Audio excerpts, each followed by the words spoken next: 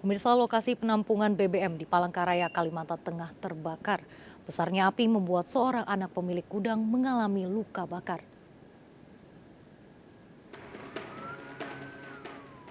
Kobaran api membakar gudang BBM di Jalan Alson 3, Lingkar Luar, Palangkaraya, Kalimantan Tengah. Banyaknya BBM di lokasi membuat petugas pemadam terkendala. BBM yang terbakar tersimpan dalam tumpukan drum dan tangki yang dimodifikasi. Akibat kejadian ini, anak pemilik gudang BBM terluka parah. Penyebab kebakaran masih diselidiki polisi.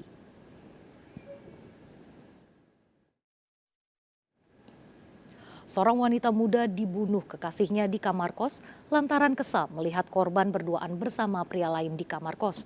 Usai membunuh kekasihnya, pelaku menyerahkan diri.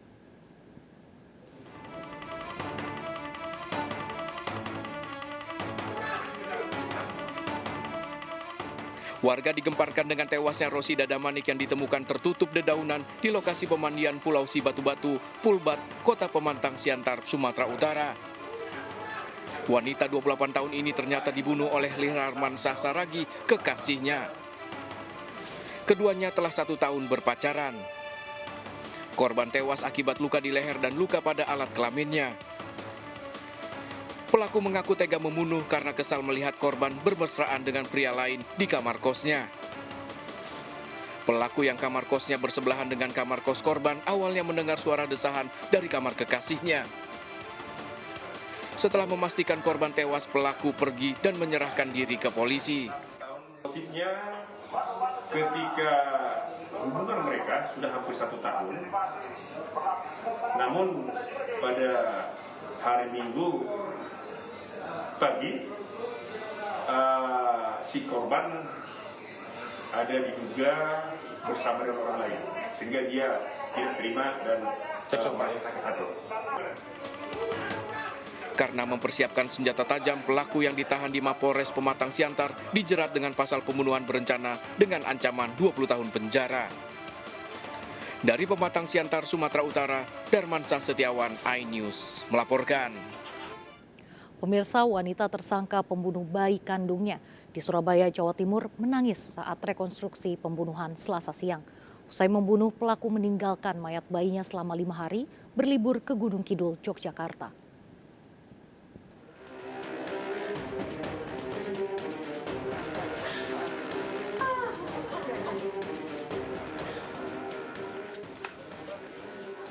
Eka Saryuni terus menangis saat dibawa polisi untuk melakukan rekonstruksi pembunuhan bayi berusia 5 bulan anak kandungnya di rumah pelaku di Siwalan Kerto Tengah, Gang Anggur, Surabaya, Selasa siang. Tangis pelaku kian menjadi saat bertemu dengan ibu kandungnya yang juga nenek korban. Pelaku memeragakan 19 adegan mulai dari menganiaya anaknya hingga korban ditemukan membusuk di dalam kamar. Dalam rekonstruksi terungkap pelaku memukul korban lebih dari 1 kali di bagian punggung dan dada hingga tewas. Dan pada adegan ke-12 dibalik lagi, dipukul di dada dan langsung berhenti nangis.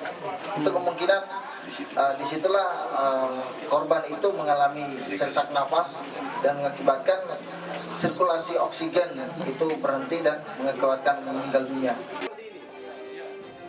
Polisi masih menunggu hasil pemeriksaan kejiwaan tersangka oleh tim psikiater Polda Jawa Timur. Sementara suami tersangka berstatus saksi karena saat kejadian sedang bekerja di bidang pelayaran. Penemuan mayat bayi laki-laki berusia 5 bulan ini setelah nenek korban melapor pada warga mayat cucunya telah 5 hari dibiarkan di tempat tidur. Sementara pelaku pergi berlibur ke tempat wisata Gunung Kidul, Yogyakarta. Dari Surabaya, Jawa Timur, Haritamba Yong, iNews melaporkan. Bayi laki-laki dalam kardus ditemukan di teras rumah warga di Bumi Waras, Bandar Lampung. Bayi ditemukan dalam keadaan sehat. Orang tua bayi juga menulis pesan di kardus.